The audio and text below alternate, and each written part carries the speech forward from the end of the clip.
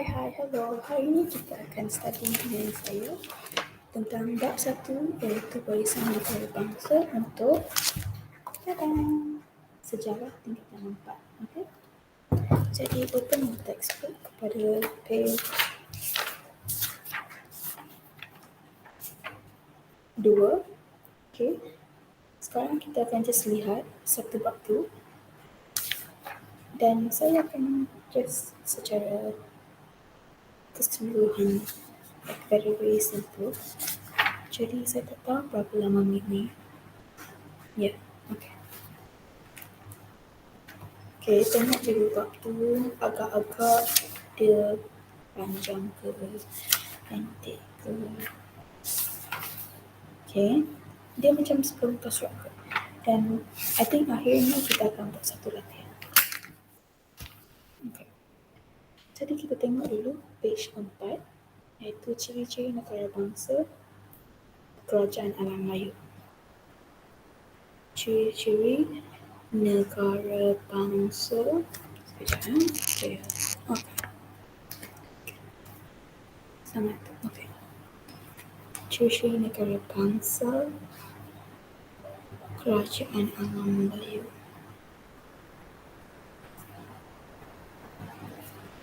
Sekejap saya akan share notes ni dalam Canva di bawah di link description. Okay. Jadi ada 4 iaitu raja, undang-undang, wilayah, pengaruh. Okay, raja, undang-undang, wilayah, pengaruh. Sekali lagi, raja, undang-undang, wilayah, pengaruh. Jadi, first kita pergi kepada raja. Okay, raja ialah tonggak utama kerajaan. Okay, kalau mereka tanya, apakah ciri-ciri negara bangsa kerajaan Melayu untuk raja? Berarti macam tu. Sekejap ya. Maafkan ini dulu. Okay.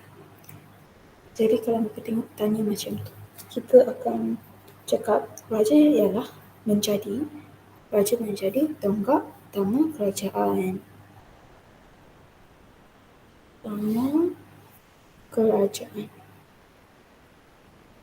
Kedudukan raja juga diperkukuhkan dengan sistem pentadbiran yang dibantu oleh sistem pembesar ataupun para pembesar. Jadi raja tu ditolong oleh pembesar. Okay. Raja untuk KAM, Kerajaan Alam Melayu.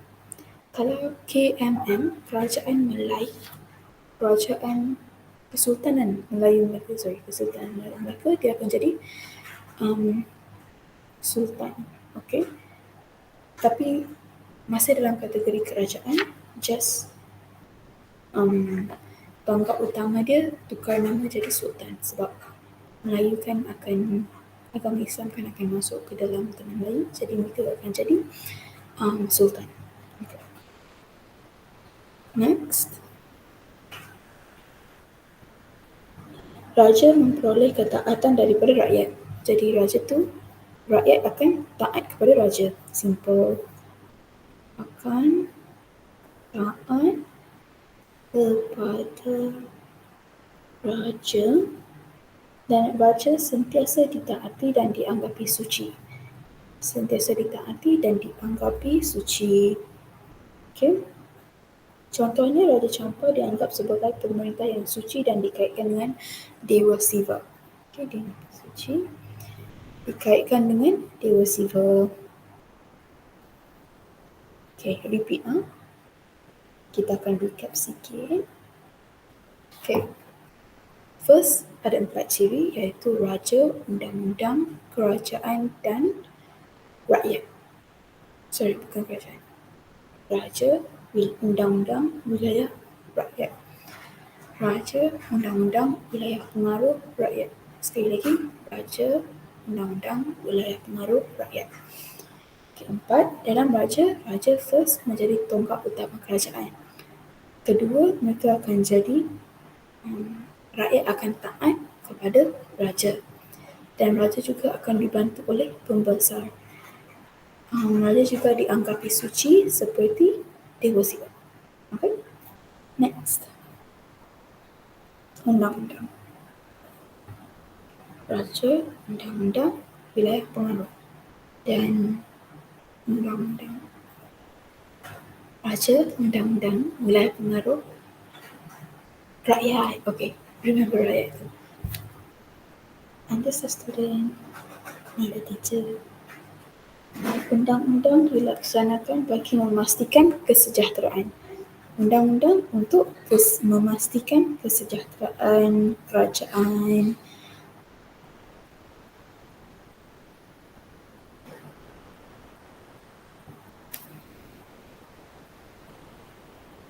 Okay. Memastikan kesejahteraan kerajaan dipakai di seluruh wilayah pengaruh dan menjadi panduan dalam pentadbiran. Jadi dia memastikan kesejahteraan, dia menjadi panduan kepada kerajaan tersebut dan contohnya kerajaan Majapahit mengamalkan undang-undang Utara Anawa. Okay. I think selepas ni saya takkan tulis banyak-banyak. Sekejap lagi saya akan updatekan ini. Next. Okay. Raja, undang-undang, wilayah pengaruh rakyat. Yes. Raja, undang-undang, wilayah pengaruh rakyat. Raja, tonggak utama kerajaan. Undang-undang memastikan kesejahteraan. Sekarang kita tengok untuk wilayah pengaruh. Wilayah pengaruh merupakan kawasan yang rakyatnya menerima dan memperakui pemerintahan seorang raja. Kawasan yang rakyatnya kawasan yang rakyatnya akui raja. Okay? Jadi wilayah pengaruh lah basically. Kawasan yang rakyatnya akui akan raja. Okay. Sorry. Dan contohnya kerajaan Funan mempunyai wilayah pengaruh dari Sungai Mekong ke Segenting Keras. Okay. Yang keempat ialah rakyat. Okay. First, kita recap sikit lagi. Raja, undang-undang, wilayah pengaruh, rakyat. Yes. Okay. Rakyat merujuk penduduk di dalam sebuah wilayah yang setia kepada raja dan tidak menderhaka. Jadi rakyat ialah penduduk yang tidak menderhaka akan rajanya. Okay. Kita tulis itu. Rakyat, penduduk yang tidak menderhaka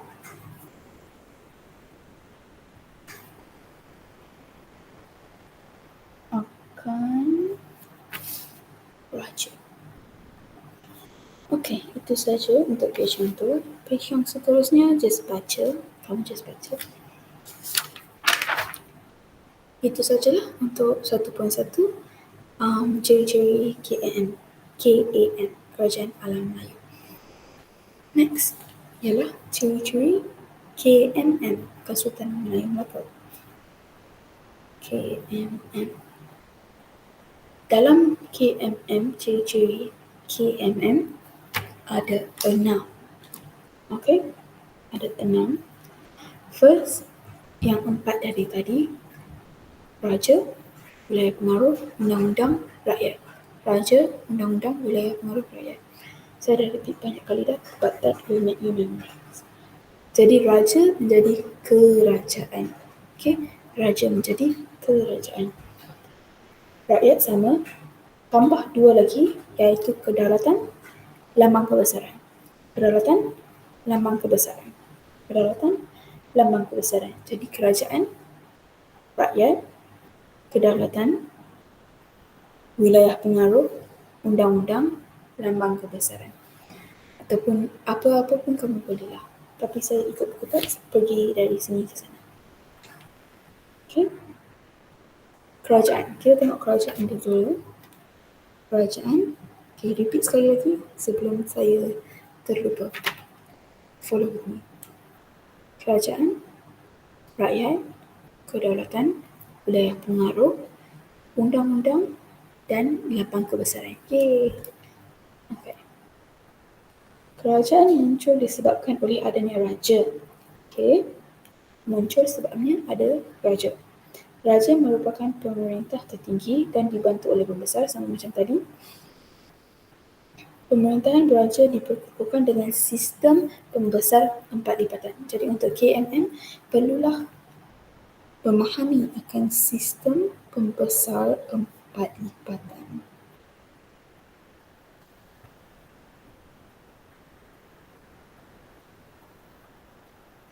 Sistem pentadbiran kerajaan yang tersusun menjadikan Melaka sebagai empayar yang terkenal. Selepas kedatangan Islam, pemerintahan Kesultanan Melayu Melaka mula menggunakan gelaran Sultan macam saya sebut tadi. Okey. Jadi kerajaan ada sistem pembesar empat lipatan. Remember. Excuse me. Next, kerajaan rakyat. Kerajaan rakyat. Kerajaan rakyat. Tadi untuk KAM, raja, wilayah pengaruh, undang-undang, rakyat. Okey. Untuk rakyat, rakyat menumpahkan taat setia kepada Sultan Melaka dan mematuhi undang-undang yang dikuatkuasakan dalam Kesultanan Melayu Melaka. Secara umum, rakyat Melaka terdiri daripada dua. Okay, rakyat Melaka tu terdiri daripada dua, iaitu orang Melayu dan orang Laut. Orang Melayu dan orang Laut. Golongan diperintah terdiri diperintah mana ni? Okey, golongan diperintah tu ialah rakyat. Okey. Dan rakyat tu ada dua jenis macam tadi. Orang Melayu, orang Laut. Orang Melayu, orang Laut.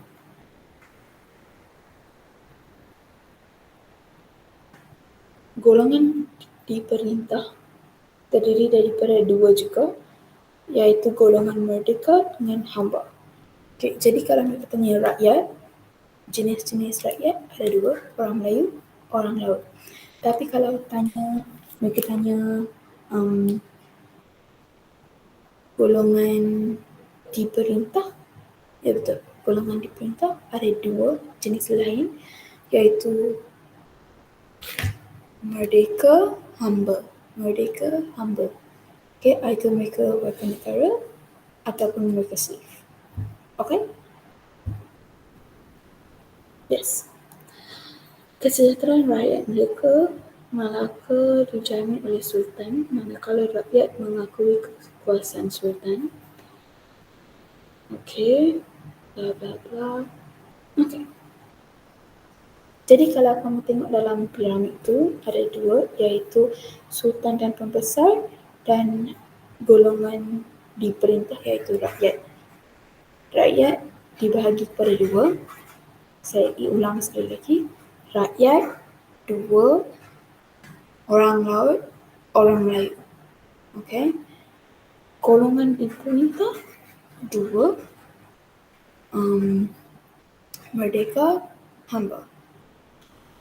Golongan pemerintah, Sultan, pembesar, kerabat diraja. Okay, ada banyak jenis lagi. Next, kedaulatan. So, tak tulis yang tu tadi. Sekejap. Rakyat ada dua, orang Laut, orang Melayu. Golongan diperintah dua, merdeka, hamba. Golongan merdeka, okey. Okay. Kedaulatan. Kedaulatan ialah lambang kekuasaan tertinggi seseorang sultan. Okay. Kedaulatan ini merupakan hak mutlak sultan. Kedaulatan ialah hak mutlak sultan. Definisinya hak mutlak sultan. Okay. Untuk mengawal rakyat dan wilayah. Kedaulatan Sultan Melayu Melaka diakui oleh kerajaan lain dan bebas daripada campur tangan kuasa asing. Okey. Contohnya KMM diiktiraf oleh kerajaan dinasti Ming dan dinasti Ming telah menghantar beberapa orang utusan untuk mengeratkan hubungan China dengan Melaka. Okay, jadi dinasti Ming macam iktirafkan kedaulatan Kesultanan Melayu Melaka dengan menghantar Laksamana Cheng Ho. Okay, Cheng Ho iaitu orang utusannya untuk mengeratkan hubungan China dan Melaka. Jadi kedaulatan kamu perlu ingat iaitu hak mutlak sultan dengan hubungan antara China dengan Melaka pada ketika itu.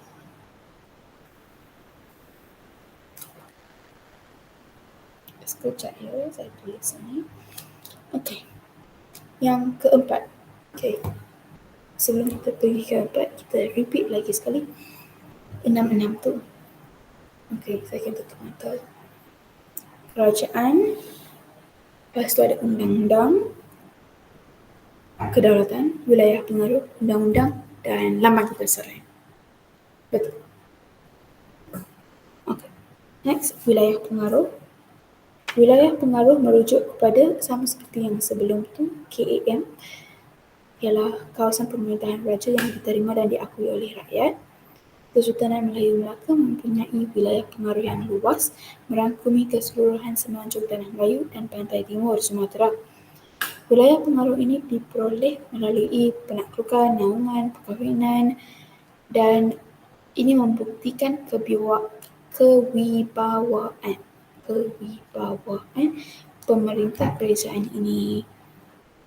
Jadi isi yang important di sini ialah wilayah pengaruh diperoleh daripada 3 jenis iaitu penaklukan, naungan dan perkahwinan. Penaklukan, perkahwinan dan naungan. Penaklukan, naungan, perkahwinan. Penaklukan, naungan, perkahwinan. Okay. Saya tuliskan itu dulu. Saya tak nak rujuk buku teks. Okay. Wilayah pengaruh diperoleh melalui 3 cara. Peroleh 3 cara iaitu penaklukan,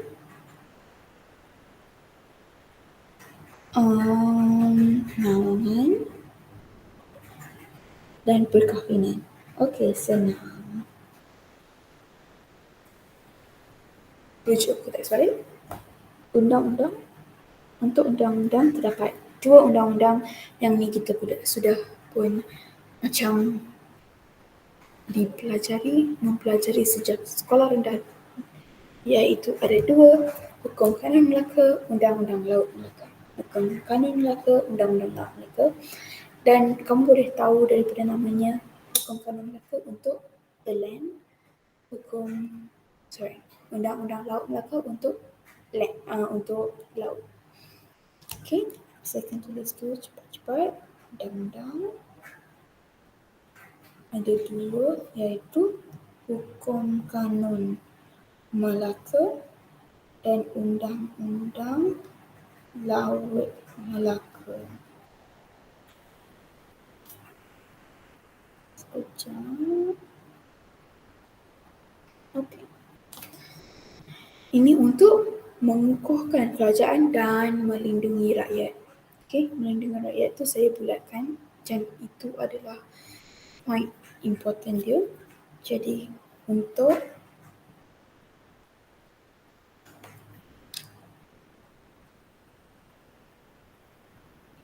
melindungi rakyat dan undang-undang ini juga menjadikan Kesultanan Melayu Melaka sebagai sebuah kerajaan yang unggul. Okey, last sekali ialah lambang kebesaran. Lambang kebesaran tu seperti dalam buku teks ialah merupakan sebuah identiti kerajaan dan keistimewaan Sultan Melaka. Excuse me. So, dia ialah identiti lah untuk kerajaan tersebut ataupun Sultan Melaka. Okay, lambang pembesaran.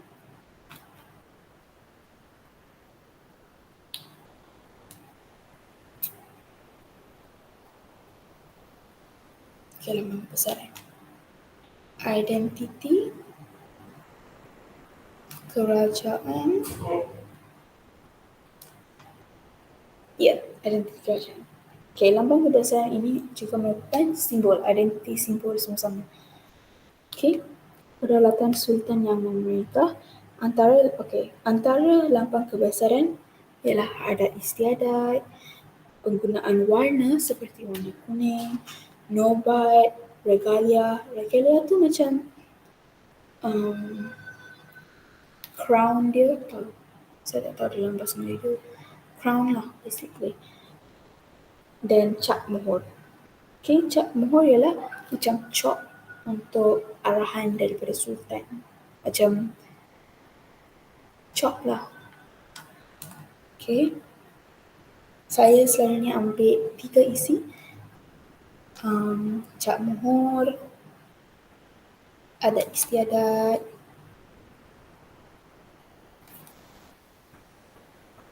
dan penggunaan warna lah ataupun nobat. Saya akan remember itu. Okay. Jadi, let's recap again. Ciri-ciri KAM. 4. Raja, wilayah pengaruh, undang-undang, rakyat. Raja, wilayah pengaruh, undang-undang, rakyat. Okay, okay. Next ialah ciri KMN, iaitu ada 6. Kerajaan,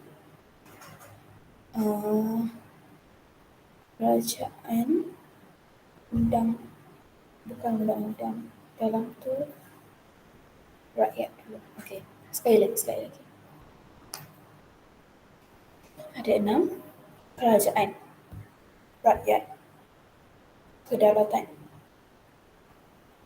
wilayah pengaruh, undang-undang, dan lambang kebesaran. Sekali lagi. Kerajaan, rakyat, wilayah pengaruh, undang-undang, sekali lagi. Kerajaan, rakyat, ada 2 lagi.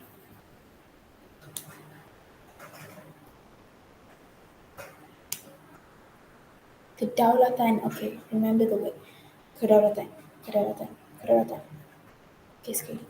Kerajaan, wilayah pengaruh, kedaulatan, undang-undang, rakyat, dan lambang kebesaran. Kerajaan, rakyat, kedaulatan, wilayah pengaruh, undang-undang, dan lambang kebesaran. Okay, next page. Bapak surat 8. Ada sedikit je lagi.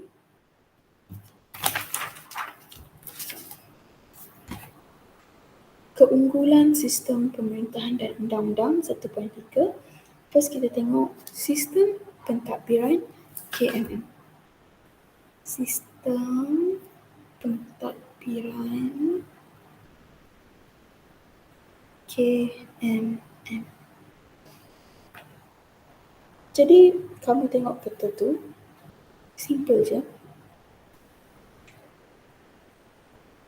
Okay, first kita tengok yang huraian sikit tu. Sistem pentadbiran Kesultanan Melayu Melaka mempunyai pentadbiran lengkap. Sistem pentadbiran tersusun sistem pembesar tempat ibadat. Saya suruh kamu hafal tu tadi kan. Dan sistem ini ialah pentadbiran KMM yang lancar dan tersusun. Sultan Melaka juga memberi kuasa memerintah atau mentadbir sesuatu wilayah, sungai atau pulau kepada pembesar berempat. Okay, jadi ada 4 pembesar. Jadi kan itu sistem 4 lipatan. Jadi kita tengok dulu peta tu. Sistem pentadbiran KMM. First Sultan. And then bendahara. And then bawah bendahara ada 3 lagi. Penghulu bendahari, temenggung, dan laksamana. Sultan, Bendahara, Penghulu Bendahari, Temenggung, Laksamana. Siap. Okey, jom kita tengok apa peranan-peranan semua pangkat untuk sistem pentadbiran ini. Okey, sistem pentadbiran KMM mempunyai dua peringkat, iaitu peringkat pusat dan peringkat jajahan. Okey, peringkat pusat dengan peringkat jajahan. Okey, jadi peringkat pusat ni hmm, saya tengok. Okey, sekarang box yang kedua, pentadbiran peringkat pusat. Oh, okey. Pentadbiran peringkat pusat dilaksanakan oleh pembesar berempat. Dan untuk peringkat jajahan pula, hmm,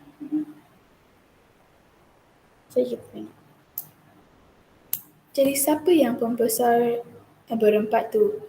Bendahara, Penghulu Bendahari, Laksamana, Temenggung.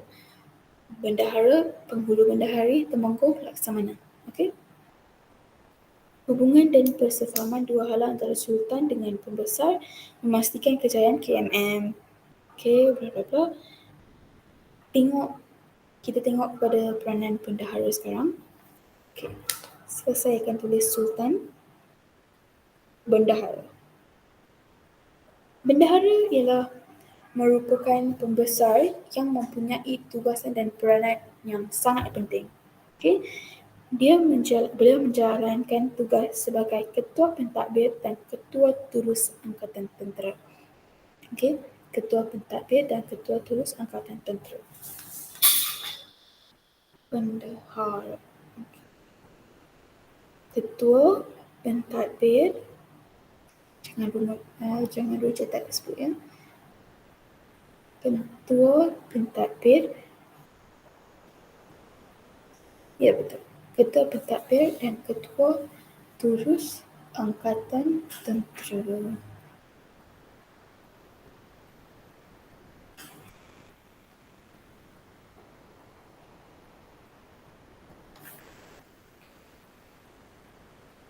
Beliau juga menasihati Sultan dalam pelbagai hal. Okey? Dan menjadi pemangku Sultan. Apa itu pemangku Sultan ni? Saya research. Dia macam helper Sultan kot. Okey. Itu nombor satu. Tadi kita ada empat, iaitu Bendahara, Penghulu Bendahari. Okey? Sekarang kita tengok untuk Penghulu Bendahari pula. Bendahari. Okey. Penghulu Bendahari dilantik bagi menguruskan, okey, kotak yang keempat, okey, kotak yang keempat. Penghulu Bendahari dilantik bagi menguruskan pembendaharaan secara teratur. Jadi beliau mengurus perbendaharaan. Pengurus perbendaharaan. Susah sebut sikit. Bendaharaan. Selepas tu Syah Bandar. Syah Bandar tu di bawah mereka. Jadi Sultan, pembesar berempat, pembesar berlapan. Okay, lepas tu double that. Okay, kali dua. 8, 16, 32. Okay, jadi pembesar empat ni yang menjaga pusat dan Syah Bandar ialah yang I think bawah daripada itu, yang pembesar berlapan kot. Saya tak tahu, I think macam tu. Syah Bandar dipertanggungjawabkan. Okay, sebelum tu saya akan cari mana dia Temenggung dan Laksamana. Okay, Temenggung dan Laksamana kotak yang nombor 5. Temenggung dilantik untuk menjaga keselamatan Kota Melaka. Penjaga keselamatan Kota Melaka. Okay. Dah berapa minit dah? I think dekat 30 minit dah kan. Jadi kita akan rest sekejap. Selepas habis page ni, kita akan rest sekejap 5 minit. Okay? Sebab saya suka guna teknik Pomodoro. Jadi macam tu lah. Okay, yang keempat ialah laksamana. Jadi temenggung tu tadi macam polis, ketua polis. Ketua polis. Laksamana pula bertindak sebagai Panglima Angkatan Laut Melaka. Jadi macam Panglima Angkatan Laut. Panglima tu macam Captain kan? Macam Captain Hook. Panglima Angkatan Laut. Sekarang kita pergi balik kepada Shah Bandar. Nombor 5, Shah Bandar. Shah Bandar mengutip cukai. Shah Bandar pengutip cukai di pelabuhan. Sorry.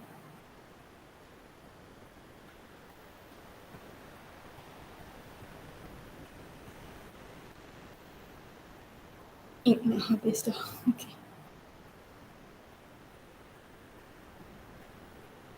Okay. Di pelabuhan dan pada peringkat jajahan kota yang menepik, pembesar ditugaskan untuk menguruskan pentadbiran di kampung dan daerah. Pembesar ini dilantik oleh jadi bawah Sultan dan pembesar berempat lah macam saya kata. Antara peranan mereka ialah menjaga dan mengekalkan keamanan. Okay, jadi bendahara, penghulu bendahari, temenggung laksamana dan Shah Bandar ialah bukan Shah Bandar. Bendahara, penghulu bendahari, temenggung laksamana ialah pembesar berempat. Selain daripada itu ialah selainnya lah pembesar ber-8, pembesar 16, saya tak tahu namanya.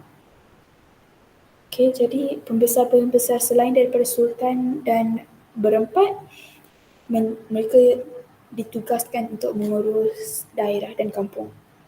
Okay, antara peranan mereka ialah menjaga dan mengekalkan keamanan dan mengutip cukai. Okay? Itu untuk sistem pentadbiran. Okay, sekarang macam dah 30 minit kan? I think saya betul. Jadi kita akan ambil 5 minit break. Saya akan letak timer dulu. Sekejap ya. Dulu.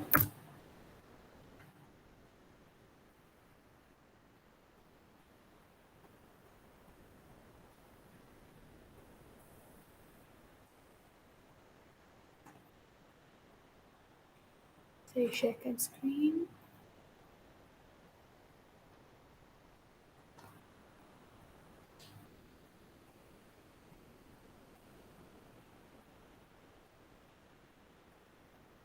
Jadi kita start sekarang ya.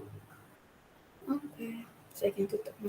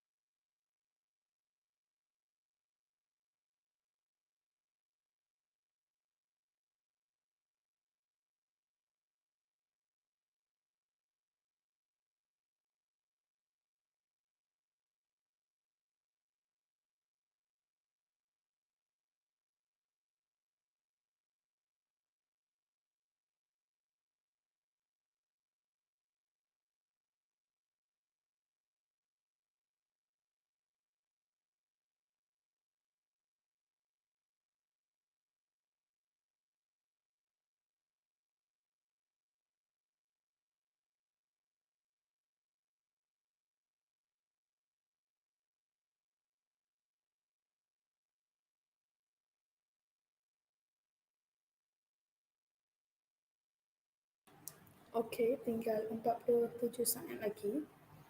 Sekejap, boleh tak kamu dengar saya? Saya tak check mic lah. Sekejap lagi kita akan tengok bila recording.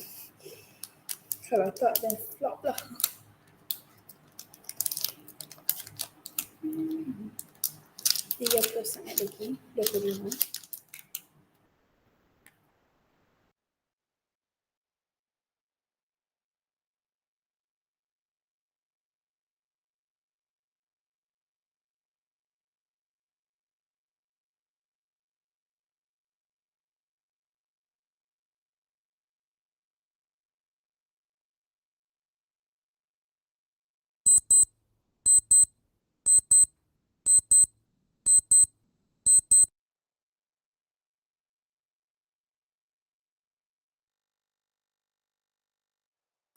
Okey, dah habis dah break kita. Harap kamu di sini lagi. Okay, let us go to page kedua, iaitu undang-undang, page 10 sekarang, iaitu undang-undang. Seperti saya cakap tadi, ada dua jenis undang-undang, iaitu Hukum Kanun Melaka dan Undang-Undang Laut Melaka. Repeat sekali lagi, Hukum Kanun Melaka, Undang-Undang Laut Melaka. Sebelum kita pergi yang tu, saya nak just recap sekali lagi sebab yang ni penting. KAM, ciri-ciri KAM ada 4. Raja, wilayah pengaruh, undang-undang, rakyat. Raja, wilayah pengaruh, undang-undang, rakyat. Selepas tu, ciri-ciri KMM ada 6, iaitu kerajaan, rakyat, kedaulatan, wilayah pengaruh, undang-undang dan lambang kebesaran. Okey, masih saya ingat. Dan selepas tu kita tengok sistem pembesar tu, iaitu sistem pentadbiran KMM. Ada sistem pembesar 4 tempatan, ada 4 pembesar dengan satu lagi yang extra. 4 tu bendahari, bendahara, penghulu bendahari, temenggung dan laksamana, dan satu lagi syah bandar. Peranan mereka bendahara, Ketua Tulus Angkatan Tentera, Angkatan Tentera, lepas tu penghulu bendahari,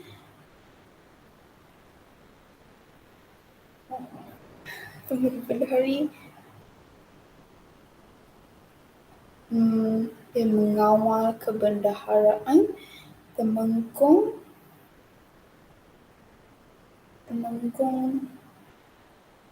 ialah polis kan? Okey. Dengan akhir sekali adalah laksamana, iaitu kapten di laut. Syah bandar mengutip cukai di pelabuhan. Okey. Sekali kita akan sat lagi kita akan recap this lagi. Okey, sekarang kita pergi kepada Hukum Kanun Melaka. Ada undang-undang terbahagi kepada 2, Hukum Kanun Melaka dan Undang-Undang Laut Melaka.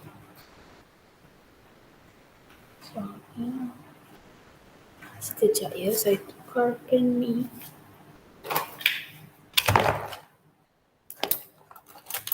Okay. Sekarang 858, jadi sampai 9:30 lah, kita pakai 9:30.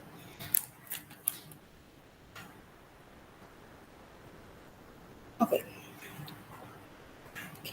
Jadi untuk Hukum Kanun Melaka, kita tengok dulu ni dulu. Hukum Kanun Melaka mengandungi 44 pasal yang membincangkan antaranya termasuklah jenayah, bidang kuasa, kekeluargaan dan hal-hal berkaitan ekonomi. Jadi ada 4. Untuk Hukum Kanun Melaka, kamu kena ingat 4 benda, iaitu hal kekeluargaan, peranan sultan dan pembesar, jenayah dan ekonomi. Jadi, ada 4, jenayah, peranan, kekeluargaan, ekonomi. J, K, JPKE. JPKE. Jenayah, peranan, kekeluargaan, ekonomi. Okay. J, jenayah, perbuatan jenayah menggugat ketenteraman, dan untuk jenayah, pelbagai hukuman dibuat untuk perbuatan jenayah seperti membunuh, menikam dan mencuri. Antara kesalahan yang boleh dikenakan hukuman bunuh ialah seperti dalam pasal 5.1, apabila seseorang didapati membunuh orang lain tanpa pengetahuan raja atau pembesar. Jadi mereka menderhaka raja tersebut, jadi mereka dikenakan hukuman mati. Dalam fasa 4 pula, hukuman bunuh dikenakan kepada sesiapa yang ingkar arahan dan memalsukan titah sultan. Jadi masih dalam topik menderhakakan raja, jadi mereka juga dikenakan hukuman bunuh. Jadi sesiapa yang basically saya ingat menderhaka raja tersebut pada masa terdahulu, mereka akan dikenakan hukuman bunuh. Ya, betul. Jadi fasa 5.1, dia cakap tadi apa? Kalau membunuh seseorang tanpa pengetahuan raja. Pasal 4 pula, fake news. Mengeluarkan, apa tu? Memalsukan titah raja. Memalsukan titah raja. Bukan raja, titah sultan.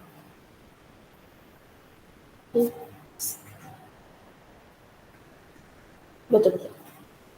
Jadi saya tuliskan ni sekejap. Jenayah, hukuman mati untuk fasal 5.1 dan 4. 4 iaitu 5.1 tu apa tadi? 5.1 saya tak nak rujuk. 5.1 remember.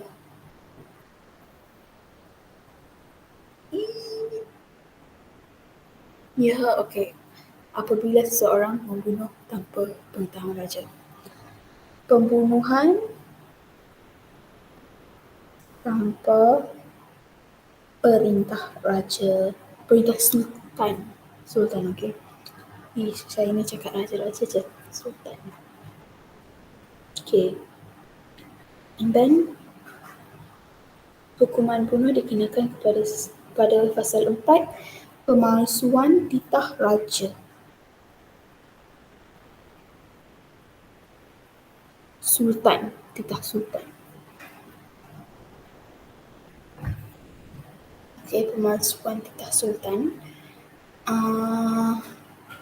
Okay, itu tu jenayah. Jadi JPKE untuk hukum kanun Melaka. J habis dah. Sekarang P, iaitu peranan sultan dan raja.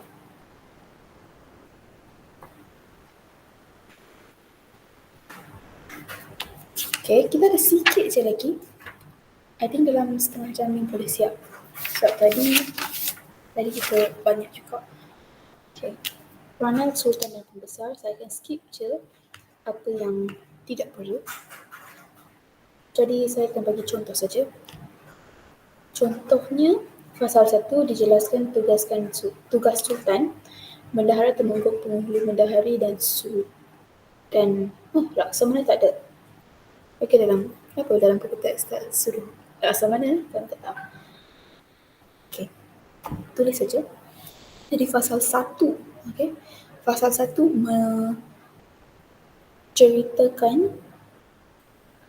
menjelaskan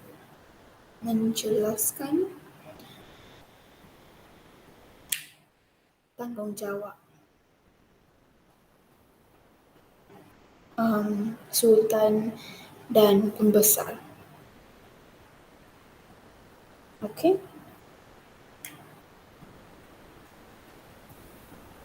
pasal 1. Okey, itu sajalah kekeluargaan. J P K E J B K E J B K E.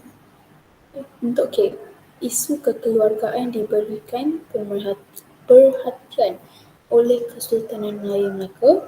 Undang-undang keluarga bertujuan untuk menyelesaikan masalah yang dihadapi oleh keluarga atau perkahwinan.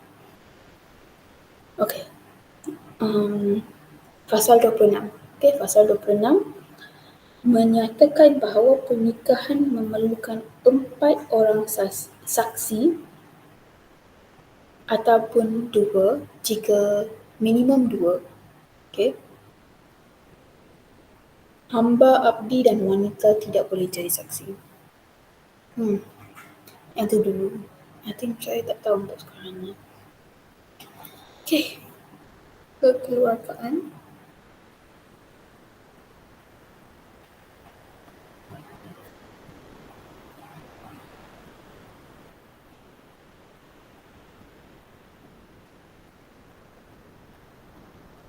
Pasal apa tadi?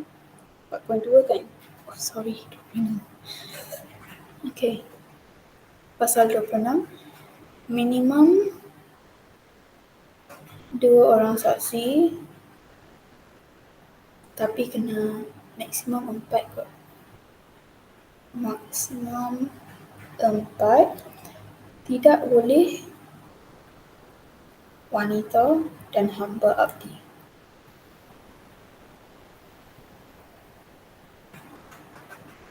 Okey. Yang tu untuk kekeluargaan. Last sekali ialah ekonomi. Perdagangan merupakan elemen penting yang menjadikan Kesultanan Melayu Melaka terkenal di seluruh dunia. Undang-undang bla bla bla. Contohnya pasal 30. Jadi untuk kita recap balik ya sebelum kita pergi ke pasal 30. Jenayah pasal 52, 51 dan 4. Peranan pasal 1. JPK kekeluargaan pasal 26 dan last sekali ialah ekonomi pasal 30. Okey. Sekejap saya tulis ekonomi pasal 30. Amalan riba diharamkan. Riba tu corruption bukan. Embezzlement. Jadi embezzlement lah, tipu ataupun pencurian duit. Diharamkan dalam urusan perniagaan dan orang yang menjalankan perniagaan hendaklah akil balik, siuman dan perlu melafazkan niat jual beli. Okey, jadi amalan riba diharamkan. Pasal 30 amalan riba diharamkan.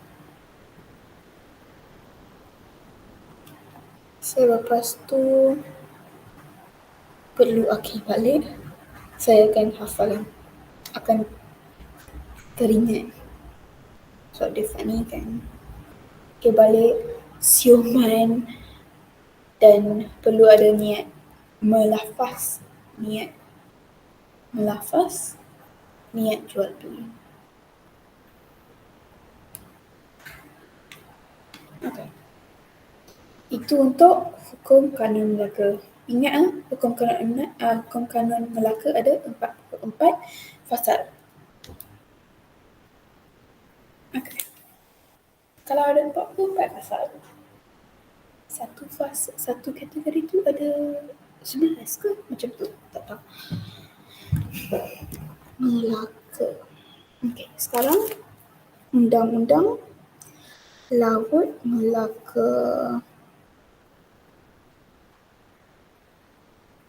Undang-Undang Laut Melaka ada 4 juga. PPJP. PPPJ. PPPJ. Tadi tu JPKE. JPKE, PPPJ. Okay. Excuse me. P yang pertama ialah peranan nakoda. Yang pertama ialah peranan nakoda. Nakoda berkuasa, kita terus pergi ke contoh pasalnya. Peranan nakoda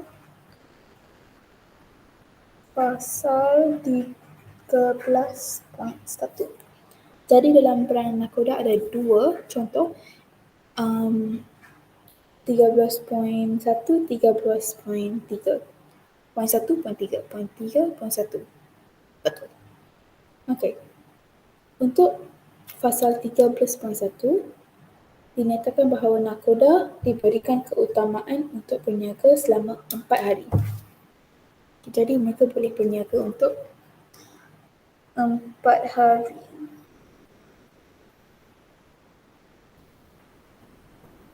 Jadi mereka pergi kerja 4 hari juga. Dalam pasal 13.3 pula dinyatakan sekiranya nakoda hendak singgah di tempat yang tidak ada dalam senarai persinggahan, nakoda perlu bermesyuarat dengan semua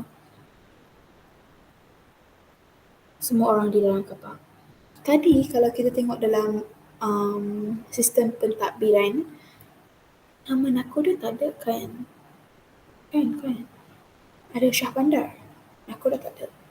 Dalam ni ada person yang baru iaitu nakoda. Okay? Jadi sekarang kita ada 6. Okay?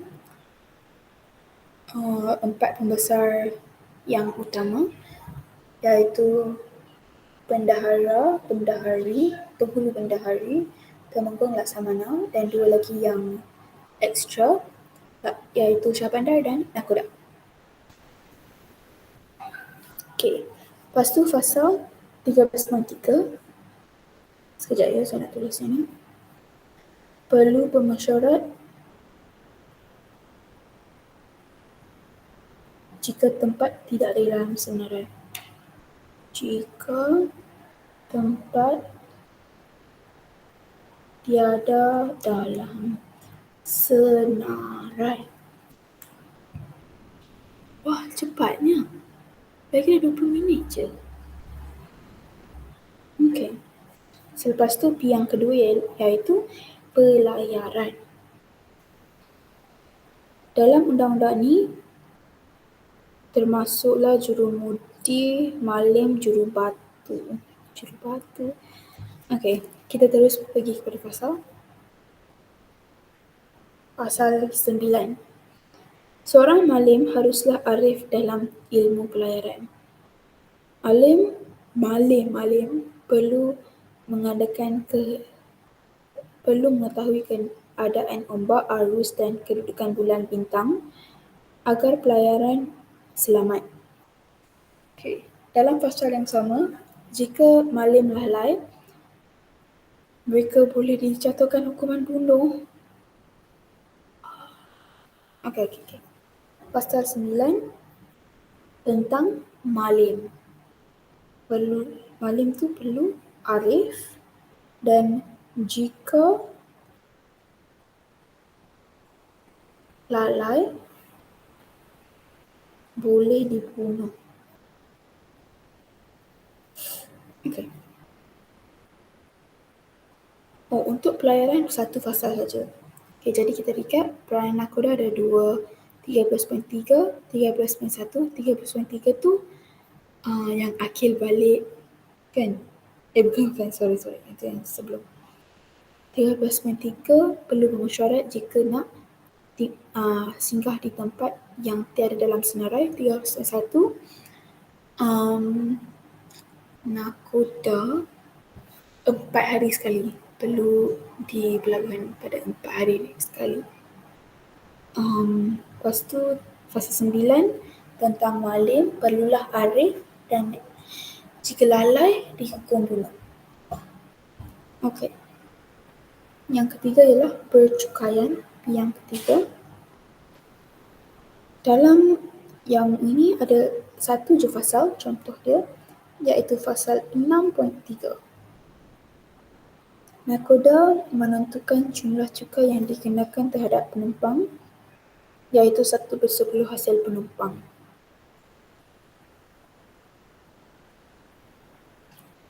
Nakoda menentukan jumlah cukai. Okey, siap. Tak payah fikirkan hafal banyak-banyak lah. Just hafal yang penting-penting jumlah cukai yang dikena. Okey. Dan last kali ialah jenayah. Dalam hukum kanun Melaka pun ada jenayah. Kamu ingat tak? Pasal 5.1 dengan pasal 4. Remember ya? Jadi kita tengok, yang ni adalah pasal 5. Contohnya yang diberi di buku teks. Seorang yang berperlakuan jahat dan membunuh orang di atas kapal, maka orang tersebut dihukumkan mati. Jika jahat dan membunuh orang di kapal, dikenakan hukuman mati. Dikena hukum mati. Okey, yang tu pasal 5. Okey, itu saja untuk dalam Undang-Undang Laut Melaka. Ada berapa pasal? Mereka tak cakap. I think 22 kot. I think so lah daripada soalan yang saya telah buat. Sekejap saya check dalam Google ni. Dalam Undang-Undang Laut Melaka ada berapa pasal?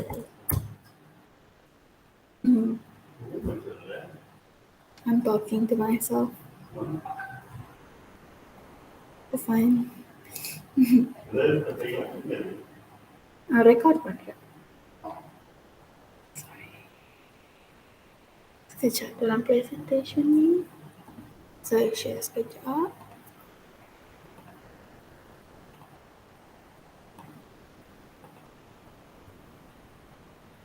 Boleh tengok?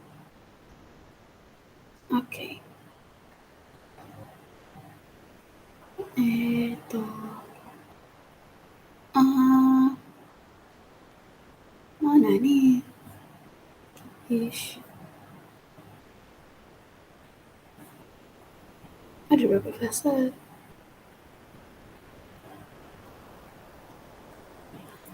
Hanyalah 25, tapi kemudian ia berkembang jadi 65 pasal. Okey, jadi ada 65 lah.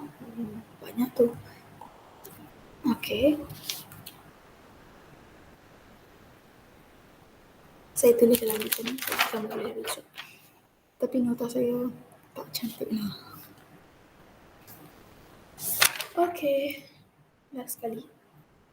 Ada lagi 15 minit, jadi kita siapkan dan recap balik dalam yang ni, page 14, okey?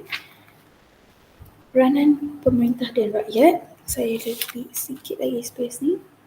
Okey, peranan pemerintah dan rakyat. Jadi, golongan pemerintah dan rakyat. Ada 3 bulatan kat sini. Peranan Sultan, peranan pembesar, peranan rakyat. Sultan pembesar rakyat. Jadi, peranan Sultan. Okay. Jadi untuk peranan Sultan, macam tadilah mereka menjaga keselamatan rakyat dan mewujudkan perpaduan rakyat, memperkenalkan undang-undang. Jadi saya akan ambil 3 je. Menjaga keselamatan,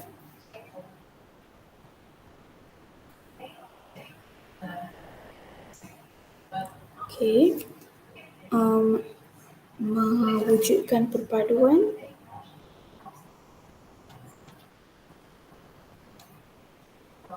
dan mengubah undang-undang. Sama je lah dengan memperkenalkan. Okay. Next, untuk pembesar. Pembesar memelihara keamanan, menjadi perantara antara sultan dan rakyat, mengutip hasil melalui sistem serah dan membekalkan tenaga tentera melalui sistem kerah. Sistem serah, sistem kerah. Sekejap kita tengok ya apa tu. Sekejap. Okey. Pembesar memelihara keamanan,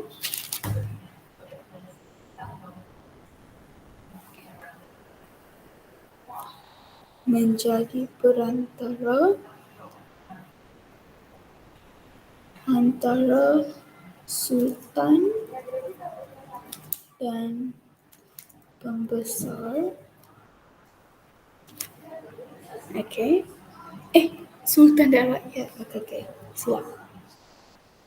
Sultan dan rakyat dan mengutip cukai. Adalah lain, kamu boleh rujuk pada lagi. Okey, dan last sekali ialah peranan rakyat.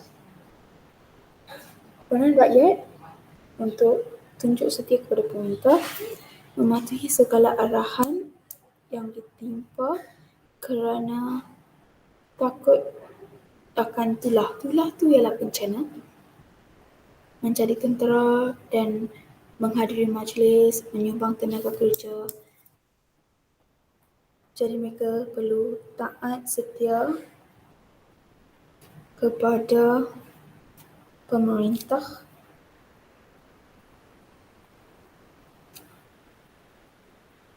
jadi tentera dan menyumbang tenaga kerja. Okey, habis untuk kita punya bab. Okey.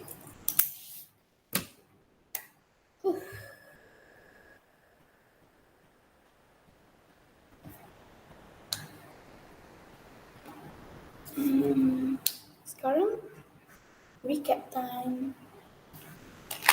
Okay. Jadi saya dah tuliskan satu page ni. Sekejap kalau kamu nak nonton ni, tapi tulisan saya memang buruk lah. Kamu akan faham apa yang tak. Kan saya akan link di description box. Dan sekarang mari kita lihat page yang ini. Sekejap. Okay. Ya, yang tu. Iaitu page 14. Saya nak ambil pensel sekejap. Dan saya suka conteng teks. It's not a very good this one, tapi saya akan sekali padamkan. Okay. First kita akan lihat. Sekarang saya akan buat imbas kembali. Saya akan ambilkan knowledge yang saya telah fahamkan dari tadi dan cuba untuk uraikan sikit-sikit. Jadi, warisan negara bangsa. First ialah ciri-ciri negara bangsa kerajaan alam Melayu. Okay. Ada 4 tadi kan. First, raja. Lepas tu, raja, undang-undang, wilayah pengaruh, rakyat.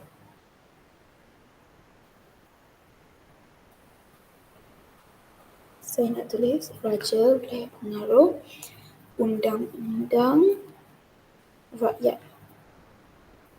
Okey. Okey, untuk raja.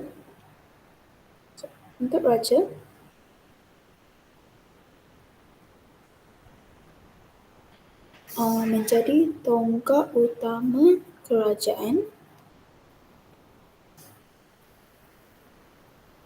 Okey. Untuk wilayah pengaruh, dia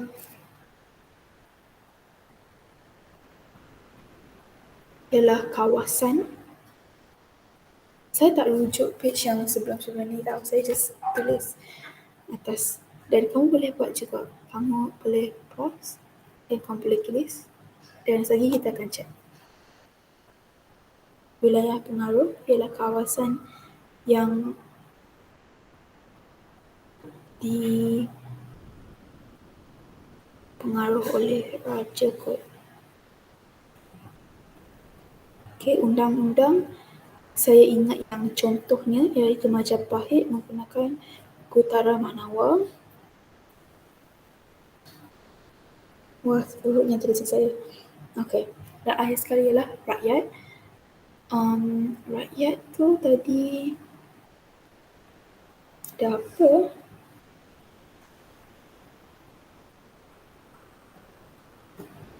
Okay, jangan tengok balik.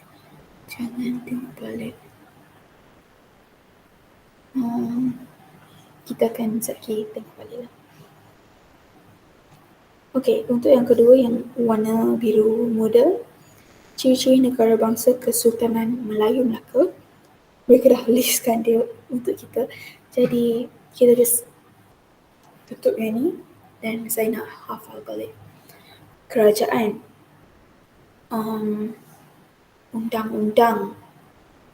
kerajaan rakyat, kedaulatan, wilayah pengaruh, undang-undang, lambang kebesaran. Betul. Kerajaan. Untuk kerajaan akan jadi sultan sebab kemasukan Islam. Rakyat ada yang piramid tu, iaitu kalau rakyat, orang laut dan orang Melayu. Tapi untuk ada satu lagi golongan diperintah.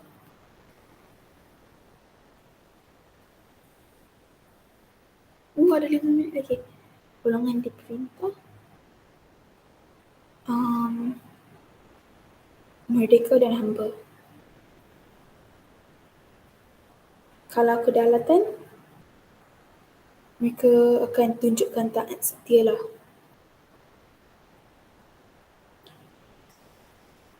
Yang seperti yang Cina tu, Laksamana Cheng Ho.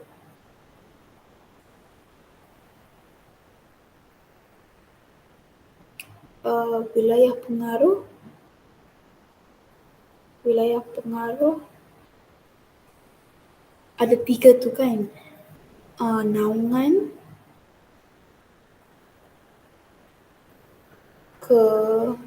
yang pertama tu saya dah lupa. Naungan, perkahwinan, dan satu lagi tu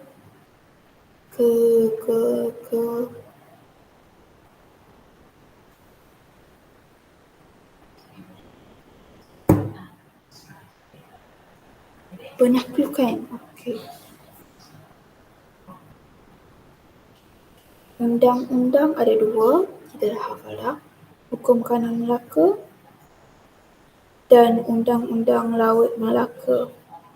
Lambang kebesaran Cap Mohor, adat istiadat. Okey. Ada 3 minit lagi. Sistem pentadbiran. Sistem pentadbiran tadi ada sistem pembesar 4 lipatan.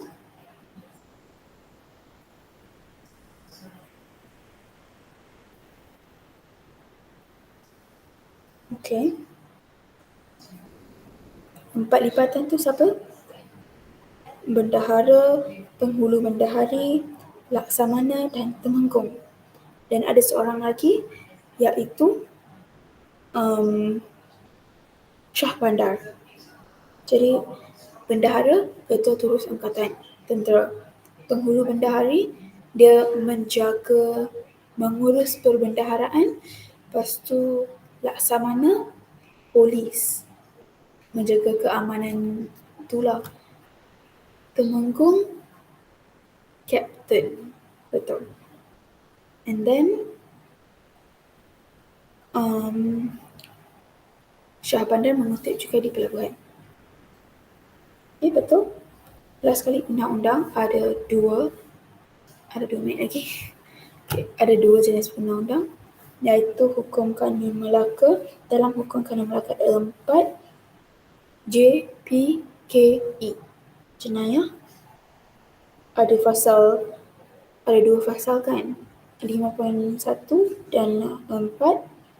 Lepas tu JP, peranan Sultan dan Pembesar. Pasal 1 JBK, Kekeluargaan. Pasal 26 dan Ekonomi iaitu pasal 30. Kan? Lepas tu untuk Undang-Undang Laut Melaka ada 4 juga. PPPK, Percukaian,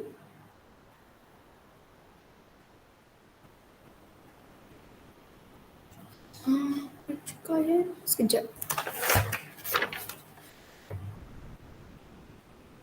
Okay. Pelayaran, Percukaian dan PPPJ, kan? Jenayah. Excuse me. Peranan nakoda pasal 13.1, 13.3. Saya tak macam hafal ni tadi. Okay, tak apa, saya akan ambil masa sikit lagi untuk finishkan. Saya nak ingat, okay? Peranan nakoda, pelayaran,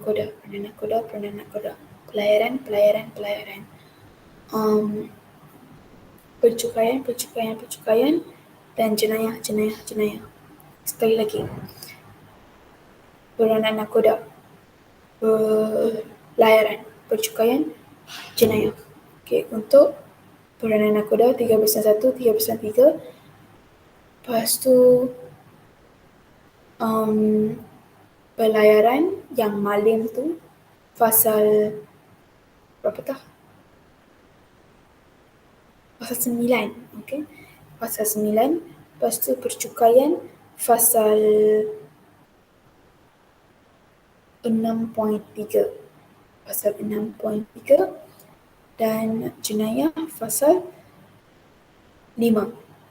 13.1, 13.3, 9, 5, 6.3. 6.3, 5. 6.3, 5. 6.3, 5. Okay. First ialah peranan nakoda. 13.3, 13.1. Lepas tu pelayaran pasal 9 yang malim tu. Lepas tu percukaian pasal 6.3 dan jenayah pasal 5. Pasal 6.3 tu untuk percukaian nakoda, kan? Yang mereka cakap apa? Ya, menentukan jumlah cukai yang dikenakan. Nakoda yang menentukan jumlah cukai yang dikenakan. Dan jenayah pasal 5, siapa yang berlakuan jahat dan membunuh seorang akan dikenakan hukum mati. Untuk peranan nakoda 13.1, 4 hari bekerja tu. Lepas tu 13.3, nakoda perlu bermesyuarat untuk singgah di tempat yang tiada dalam senarai. Okay, dan pelayaran yang malim tu pasal 9. Okay. Dan last sekali peranan pemerintah dan rakyat. Peranan sultan seperti biasa, yang taat setia. Lepas tu mewujudkan perpaduan.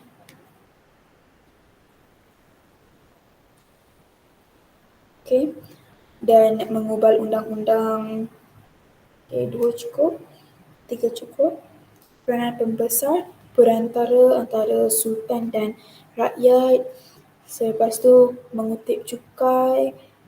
Selepas tu untuk dua tu sekarang. Dan peranan rakyat akhir sekali ialah tentera, menjadi tentera dan sebagai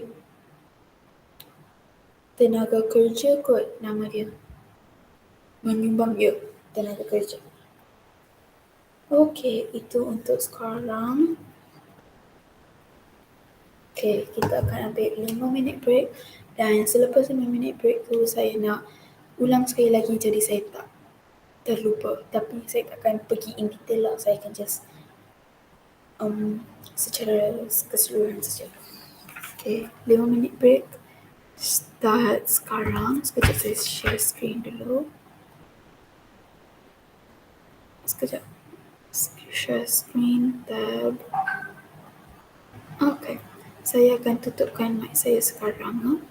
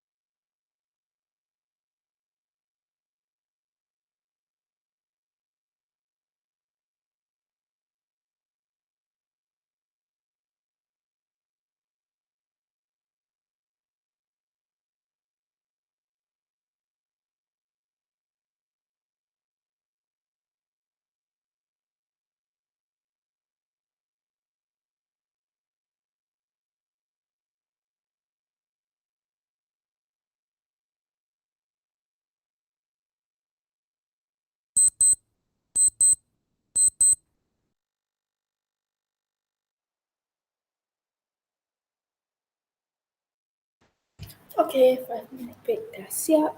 And sekarang kita akan tutup buku teks dan buat nota ringkas.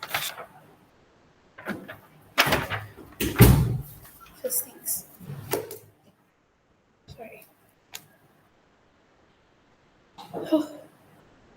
Okay, first things first. Bab 1. Warisan negara bangsa. Lagi yang nota ni pun saya akan letak dalam description box. Okay, ciri-ciri KAM ada 4. Just secara keseluruhan ni, raja, wilayah pengaruh, undang-undang dan rakyat. Yang ni yang pertama.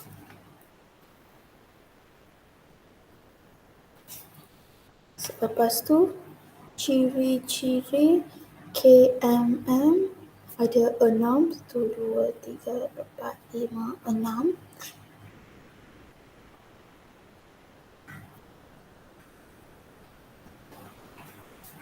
Okay, first ialah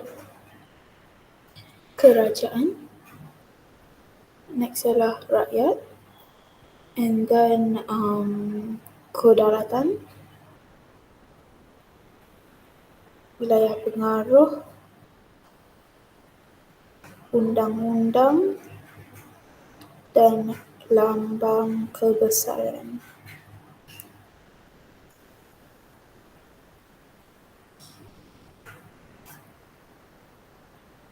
Okay, next ialah sistem pentadbiran KMM.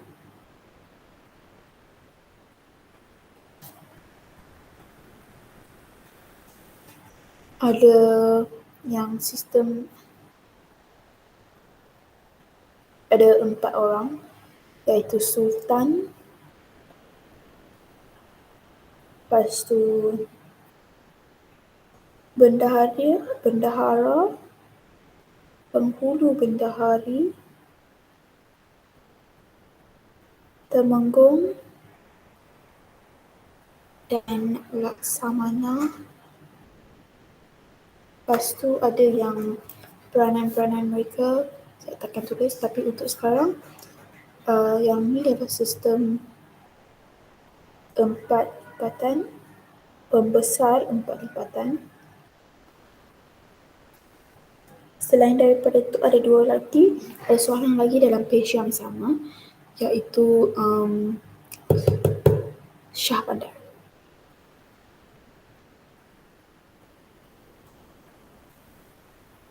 Ada juga yang pentadbiran peringkat tu,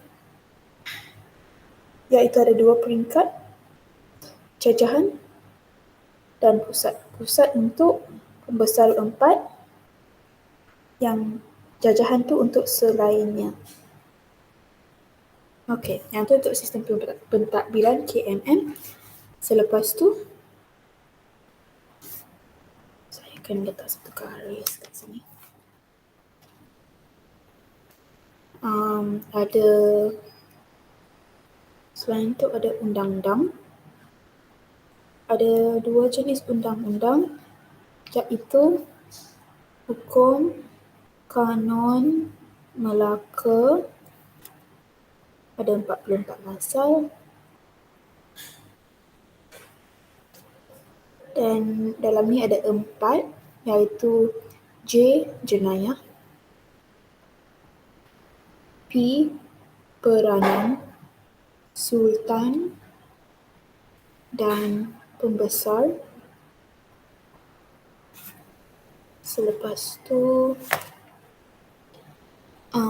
JPKE, kekeluargaan, dan akhir sekali ekonomi.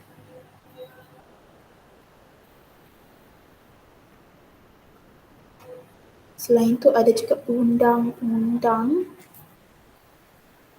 Laut Melaka,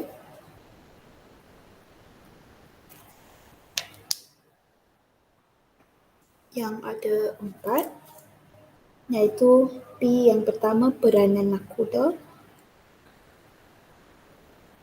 Ingat ada pasal 3.1 dan 3.3. Selepas tu ada pelayaran, pasal 9. Lepas tu ada percukaian, iaitu pasal 6.3 dan ada PPPJ, jenayah, iaitu pasal 5. Kan? Betul. Okey. Yang tu untuk undang-undang. Sekejap, saya kena letak garis, garis, garis. Next yang akhir sekali ialah peranan yang tiga-tiga pihak tu. Tu 2, 3. Sultan ada yang mewujudkan perpaduan. Saya akan tulis 1 je untuk sekarang.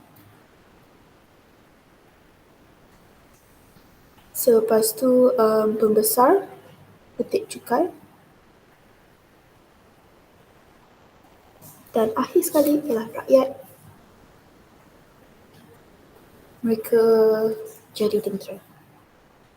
Okey, itu saja recap saya. Jadi ini menunjukkan, ini macam memberikan boost lagi kepada minda saya. Jadi saya takkan lupa. Okey, sikit je, tengok. Untuk bab 1 sikit je lah.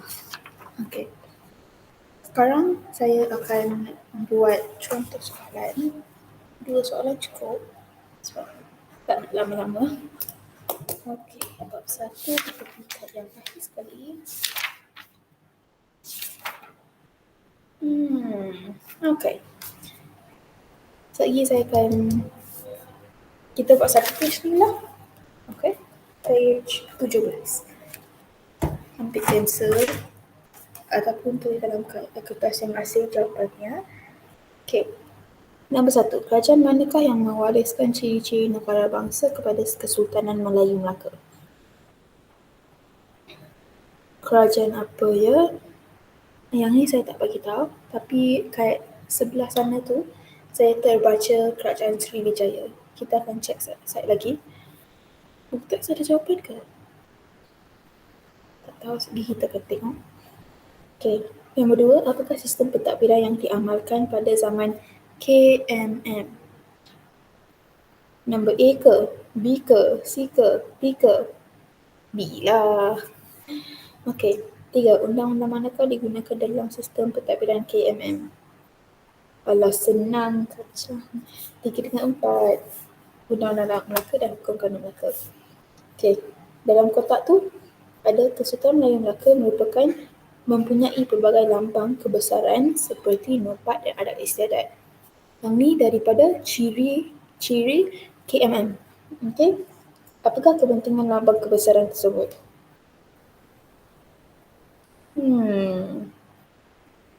Dia tidak menandakan kawasan pemerintahan, menggambarkan kemewahan raja, I think, maybe.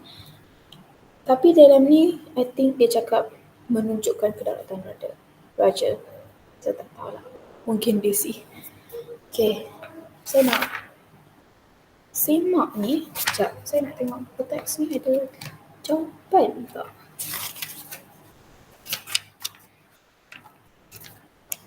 Tak ada lah.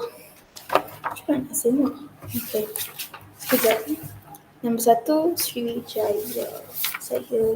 Saya punya jawapan ialah Sriwijaya.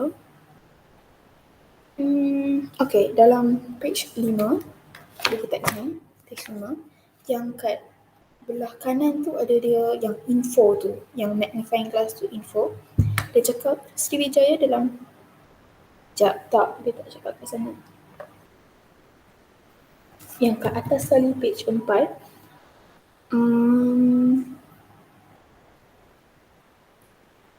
ayat yang ketiga. Kehebatan dan keagungan kerajaan Melayu seperti Kerajaan Funan, Jabal Kedah Tua, Kangkara Negara, Sriwijaya, Angkor dan Majapahit menunjukkan ciri negara bangsa berkembang dan yang tu juga. Mana ni?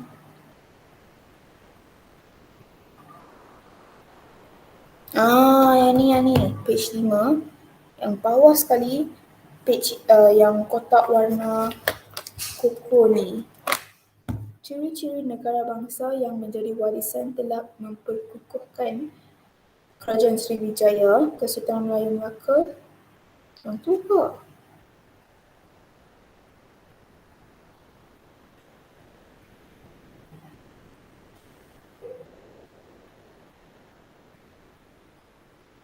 Okay. Sorry. Yang ni yang betul. Saya dah baca dah. Page yang 5 masih page yang sama, dan atas sekali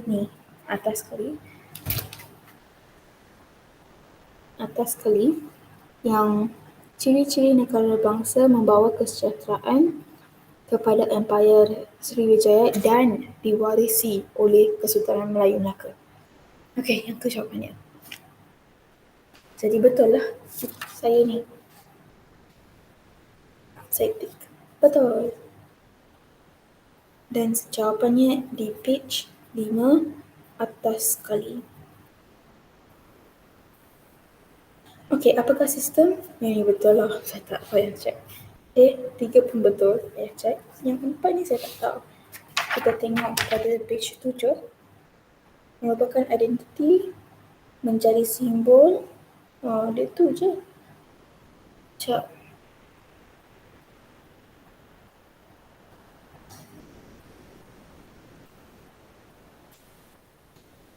Saya pun tak tahu lah.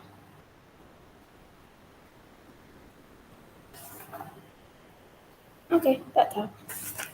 Tak apa, untuk sekarang saya dapat 3 out of 3. Just abaikan soalan 4 tu.